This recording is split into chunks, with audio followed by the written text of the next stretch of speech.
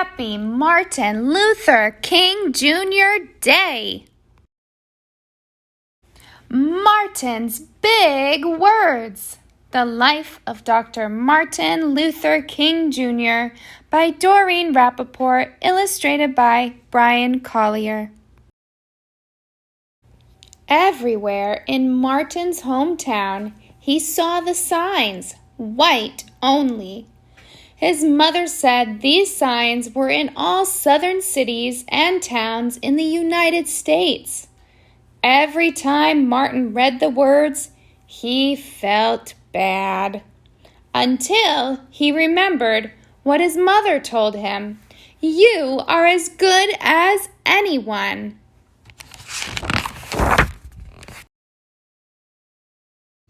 In church, Martin sang hymns.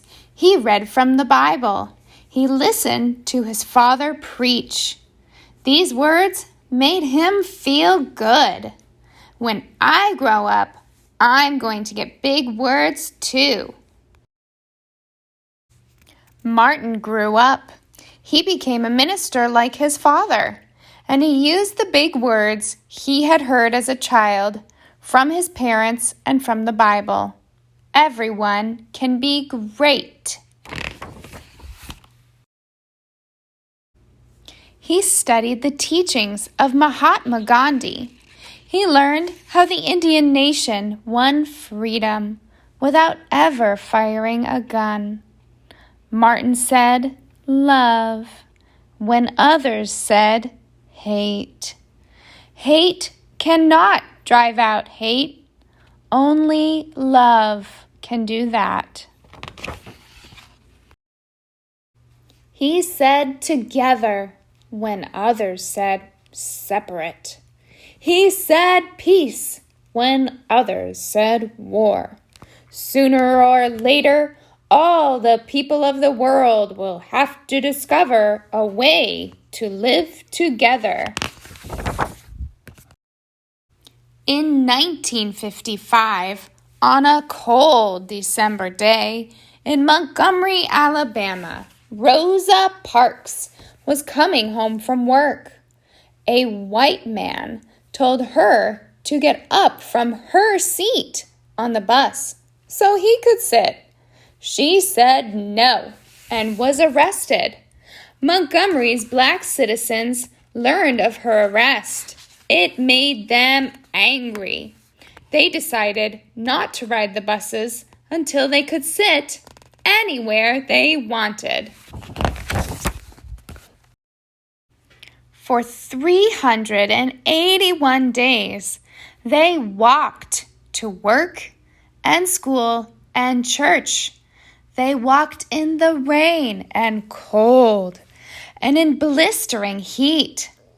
Martin walked with them and talked with them and sang with them and prayed with them until the white city leaders had to agree they could sit anywhere they wanted. When the history books are written, someone will say, there lived black people who had the courage to stand up for their rights. In the next 10 years, black Americans all over the South protested for equal rights. Martin walked with them and talked with them and sang with them and prayed with them. White ministers told them to stop. Mayors and governors and police chiefs and judges ordered them to stop. But they kept on marching. Wait! For years I have heard the word wait.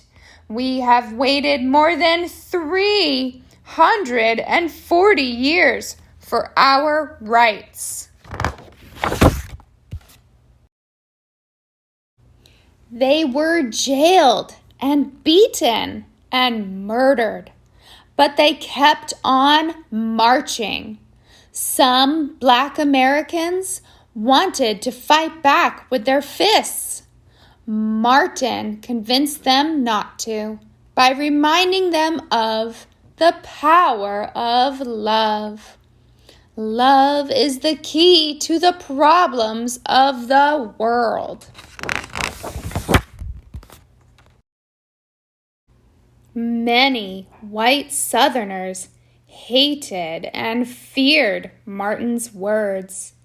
A few threatened to kill him and his family. His house was bombed.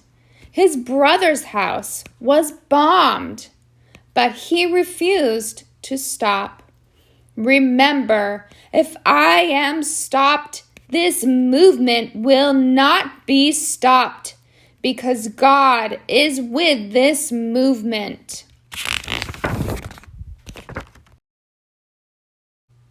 The marches continued. More and more Americans listened to Martin's words. He shared his dreams and filled them with hope. I have a dream that one day in Alabama, little black boys and black girls will join hands with little white boys and white girls as sisters and brothers.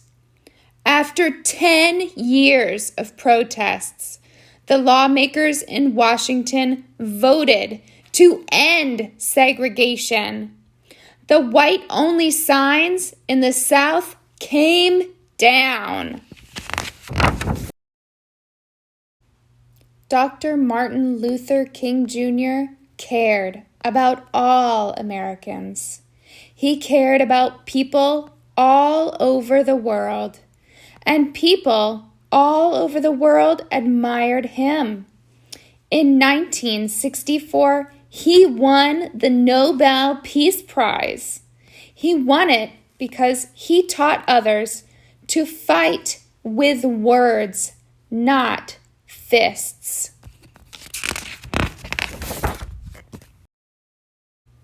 Martin went wherever people needed help.